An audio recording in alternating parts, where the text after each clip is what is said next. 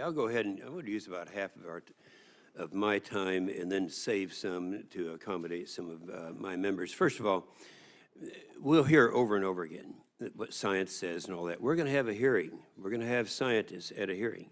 And I think when you don't have science on your side, if you keep saying, well, science is settled, science is settled, science is settled, there's this assumption that that is the case. That is not the case. And then when you stop and realize what we're doing today, we're talking about doing through regulations what we have not been able to do through legislation. In other words, those of us who are accountable to the people, I'm talking about members of the House and members of the Senate, we have resoundingly rejected the very thing we're talking about today on CO2 on 5 different occasions in the last 13 years. Now, each time there's been a vote, it's been even more strongly rejected. So what they're trying to do right now is do through regulation what they've not been able to do through legislation. So I'm just going to mention a couple of things here today. The recent analysis finds that China emits 800 million tons of CO2 in 1 month, and according to EPA's proposal, the maximum amount of CO2 reduction under the Clean Power Plan is around 550 million tons in 1 year.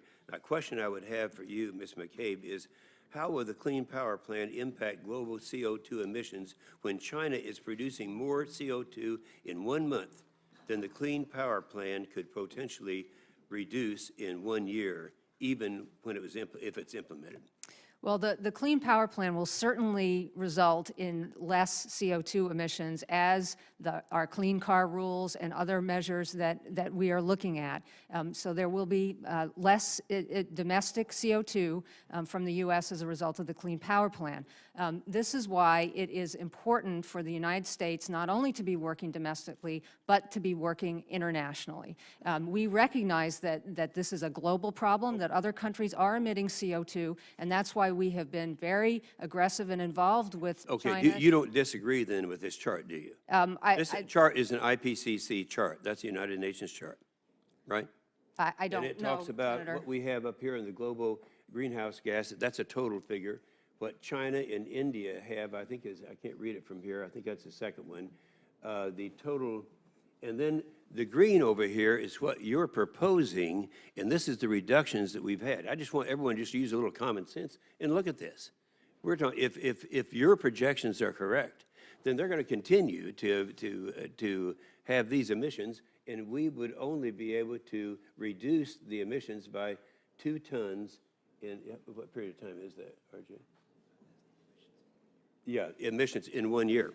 So at least I appreciate your honesty in looking at that and saying, there's the problem. Now, are you operating on some kind of a delusion that somehow China is going to change their behavior? Is this what it's predicated on? We have been working with China, and recently an announcement was made of certain actions that China has committed to take that will lead to steps to let me just go ahead and tell you what those were, and I'm going from memory, so you can correct me if I'm wrong, and that would be fine.